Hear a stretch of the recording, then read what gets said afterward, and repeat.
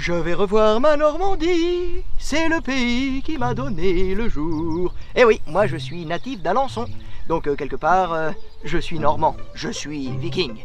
Et je vous présente Roland, Ragnar et Guillaume, le tout petit. Le bâtard, futur conquérant.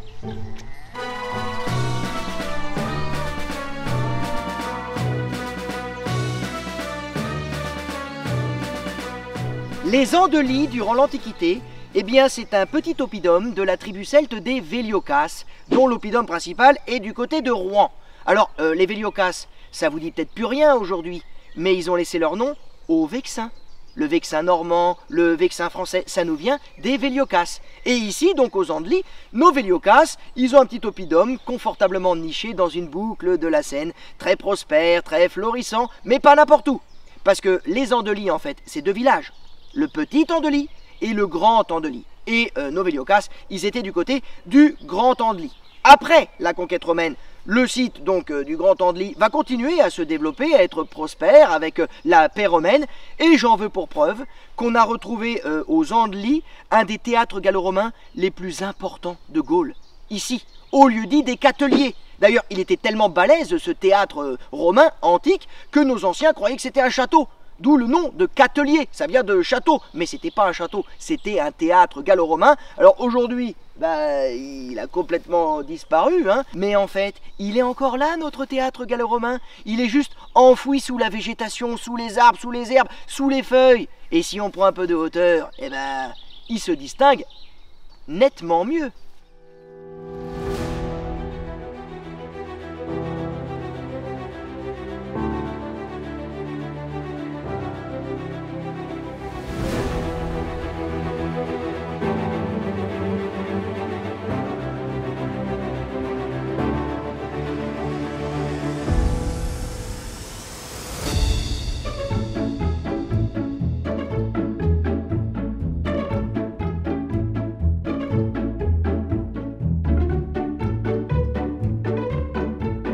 Les Andely, au début du Moyen-Âge, eh bien c'est la conquête de la Gaule romaine par les Francs de Clovis. Et figurez-vous que c'est ici, sur le grand Andely, que la femme de Clovis, la reine Clotilde, va faire bâtir un de ses premiers monastères, une de ses premières abbayes, donc certainement une des premières abbayes de toute la Normandie. Elle était ici, derrière moi. Alors malheureusement aujourd'hui cette abbaye elle a disparu parce qu'elle va être défoncée et ravagée par les Vikings quand ils remontaient le cours de la Seine pour faire leur razzia, mais la collégiale Notre-Dame des Andely, que vous avez derrière moi et qui est magnifique, hein, qui date du XIIIe siècle, en rappelle à la fois l'emplacement, mais aussi la filiation spirituelle et religieuse. Regardez comme elle est belle.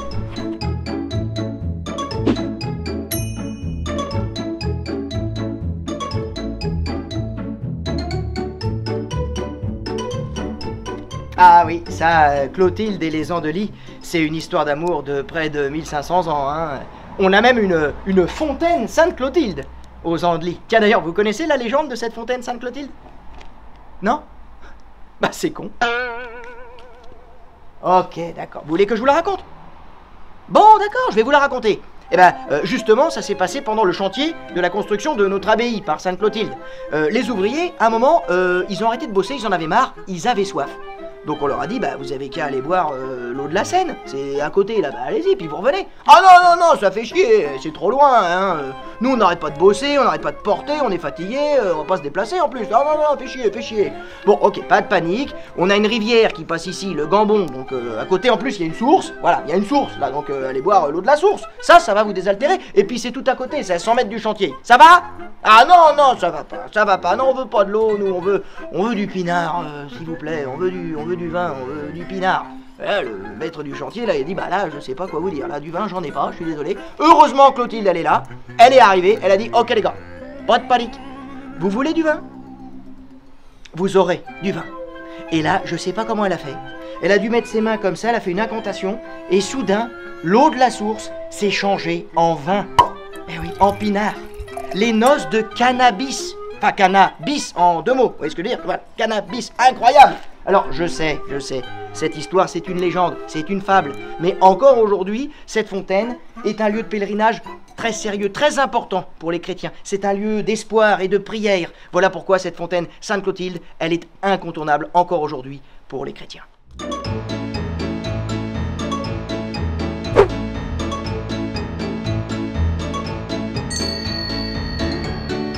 Tiens, et puisqu'on parlait des Normands, eh ben, c'est tout près des Andelys, ici, à Saint-Clair-sur-Epte, que va être signé en 911 le fameux traité de Saint-Clair-sur-Epte entre le roi des Francs Charles III, dit le Simple, et le chef des Vikings de l'époque qui s'appelait Rollon. Parce que Charles III, il en avait marre de ces Vikings, de ces hommes du Nord qui depuis près de 200 ans défonçaient tout, ruinaient tout, brûlaient les abbayes, rançonnaient les gens. Il leur a dit, ça suffit maintenant, Rollon, tu sais ce qu'on va faire, je vais te filer un peu de thunes, mais je vais surtout te filer un territoire. La Normandie, pour vous autres les hommes du Nord. Et voilà comment est né le duché de Normandie en 911, ici à Saint-Clair-sur-Epte, parce qu'on est sur la frontière, sur la rivière. D'un côté, le duché de Normandie, et de l'autre, la Francie.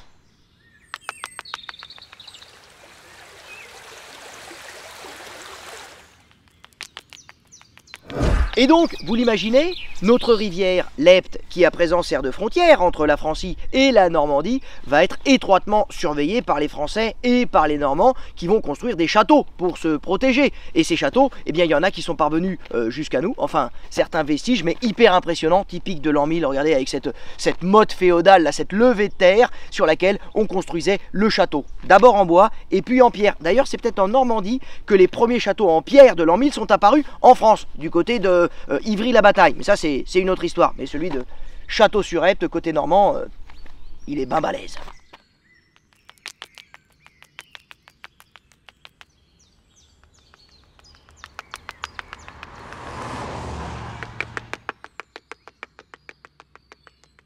Vous l'avez compris, les Andelys au Moyen-Âge, c'est une frontière entre la Normandie et le Royaume de France, et même une frontière entre l'Angleterre et le Royaume de France, quand le duc de Normandie, Guillaume le Conquérant, va devenir roi d'Angleterre, après sa victoire à Hastings en 1066. On a donc carrément ici, à la frontière orientale de la Normandie, deux superpuissances européennes qui s'affrontent. Donc du coup, les châteaux, ils vont devenir de plus en plus puissants, de plus en plus costauds, de plus en plus balèzes. Et pour moi, le plus balèze de tous ces châteaux qui protégeaient la frontière entre la Normandie et le Royaume de France, il est aux Andelys, justement, ici, derrière moi. C'est le fameux, le célébrissime Château Gaillard, construit à la fin des années 1190 par Richard Cœur de Lion en un an. Ce qui d'ailleurs lui faisait dire « Regardez-moi ça comme elle est belle, ma fille d'1 an ». Château Gaillard, 1197, début de la construction.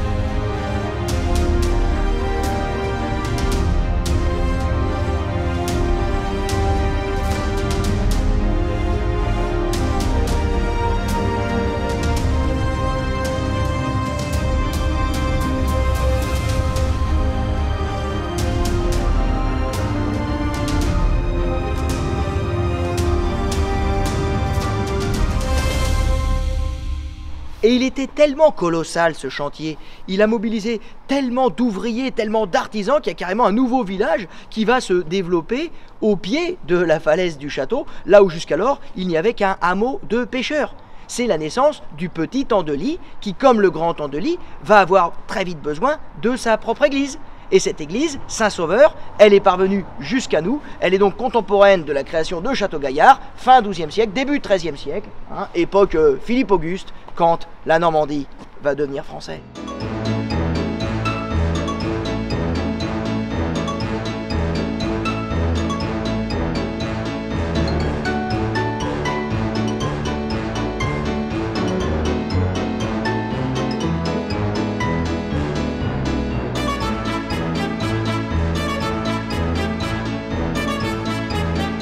Alors, elle était peut-être belle, sa fille d'1 an, à notre Kiki Cœur de Lion. Ça ne l'a pas empêchée d'être conquise par les Français en 1204, après 8 mois de siège. Mais ça, Richard Cœur de Lion, il ne l'a pas vu. Il est mort en 1199, et dès l'instant où Kiki est mort, eh bien, la vapeur s'est renversée. Et les Français, qui jusque-là se prenaient dégelés sur dégelés, se sont mis à gagner. En plus, le successeur de Richard Cœur de Lion, Jean Santerre, vous savez, le fameux prince Jean de Robin des Bois, c'était un peu une quiche, c'était un peu à balourd. D'ailleurs, c'est peut-être à cause de lui que Château Gaillard est tombé en 1204. Parce que figurez-vous que pour son confort personnel, le mec, il s'était aménagé des fenêtres. que vous voyez ici derrière moi, dans sa chapelle. Et c'est sans doute par ces fenêtres que les Français sont rentrés à l'intérieur du château et ont fini par prendre la forteresse. Quelques semaines plus tard, c'est toute la Normandie qui va tomber et qui va faire partie du royaume de France de Philippe Auguste. Château-Gaillard devint française.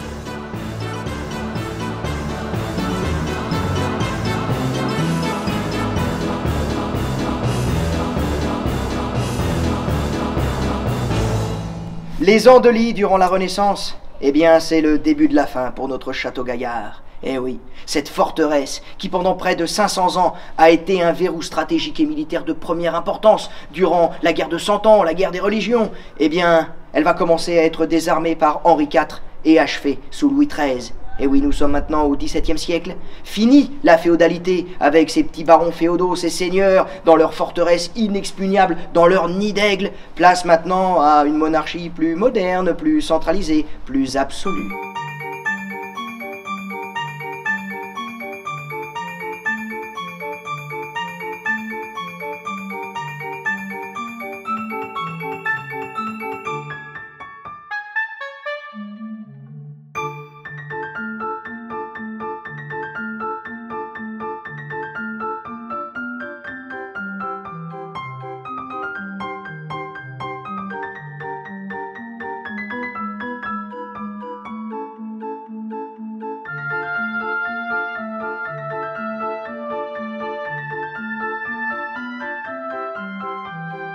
Eh oui, fini les châteaux forts, tout en hauteur, avec très peu d'ouverture. Place au palais de la Renaissance, des palais à l'italienne, plus ouverts, plus aérés. Regardez, à une dizaine de kilomètres du château Gaillard, là je fais un petit pas de côté, le château de Gaillon.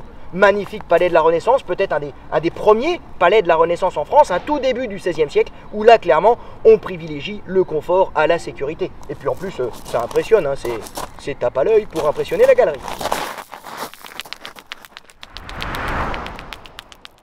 Et quand je vous dis qu'on est tout près de Château-Gaillard, c'est pas des conneries, hein. Il est là, à une dizaine de kilomètres, regardez, juste là.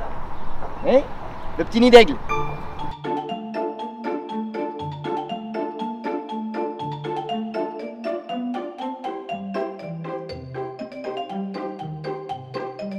Les Andelys, à l'époque moderne, c'est une ville qui va quitter son rôle de verrou militaire, hein, de poste frontière, pour devenir une importante place commerciale grâce à ses nombreuses voies de communication. On a le trafic fluvial sur la Seine, hein, tout proche. On a aussi le chemin de pèlerinage de Saint-Jacques qui apporte des hommes et des marchandises et des échanges. Et on a enfin, pas loin d'ici, la grande voie romaine qui va de Paris à Rouen, qu'on a vu tout à l'heure, puisqu'elle passait par Saint-Clair-sur-Epte. C'est notre National 14 d'aujourd'hui. Voilà pourquoi, avec tous ces atouts, eh bien, au XVIIIe siècle, va s'installer aux Andelys, au Petit Andely, une importante manufacture de draps, certainement une des manufactures de draps les plus importantes de toute la Normandie et même du Royaume de France jusqu'à l'ère industrielle. Alors malheureusement aujourd'hui cette manufacture de draps elle a disparu, hein.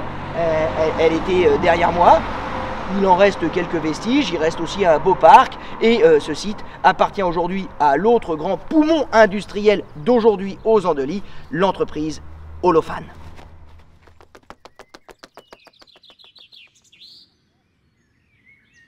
Et c'est à la Révolution que le Petit Andely et le Grand Andely vont être réunis en une seule et même commune. Autrefois séparées par des viviers et des marécages, elles sont maintenant reliées par une grande avenue bordée de platanes, l'avenue de la République.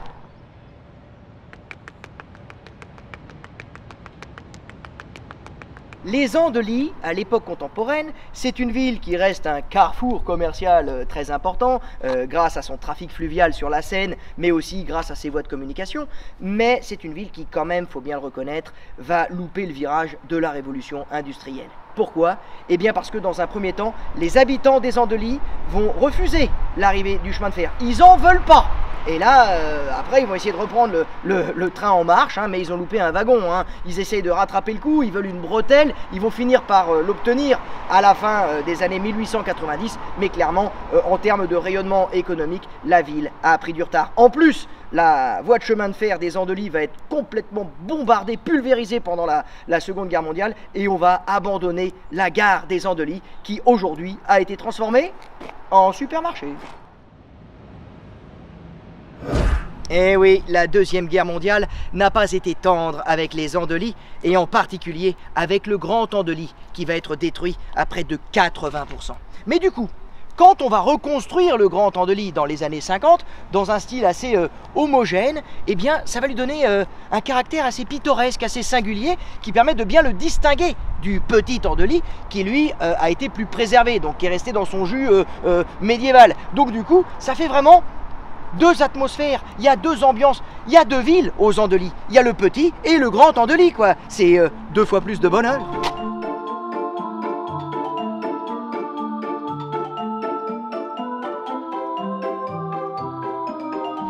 Attention les amis, hein. C'est pas parce qu'il n'y avait plus de train aux Andelys pendant les 30 Glorieuses au XXe siècle que l'activité économique s'est arrêtée. Ah non, pas du tout, ça a continué à se développer. Et j'en veux pour preuve, derrière moi, le site d'Olofane. Olofane, c'est le poumon industriel et économique des Andelys. Il s'est installé sur l'ancien site de la manufacture de draps, et Olofane, comme son nom l'indique, ça vient du grec Olophanos, qui laisse tout apparaître, et ce sont des spécialistes en matière de verrerie, de verre, d'éclairage, d'optique, de phare. Aujourd'hui, Olofane, c'est le numéro 1 mondial du feu de brouillard. Et tout ça, ça se passe ici, aux Andelys. Olofane.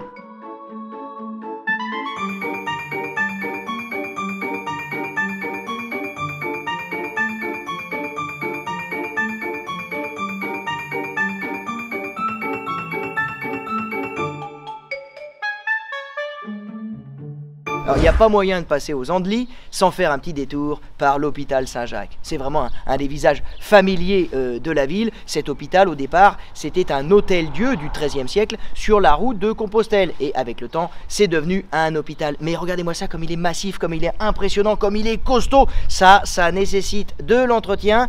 Et je pense que ça mériterait un petit coup de main de la part de nos amis d'Histoire et Patrimoine. Notamment en ce qui concerne la maison du directeur et le bâtiment de Penthièvre.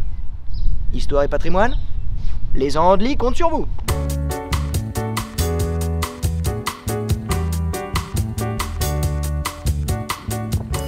Alors, c'est-il pas beau les Andelys?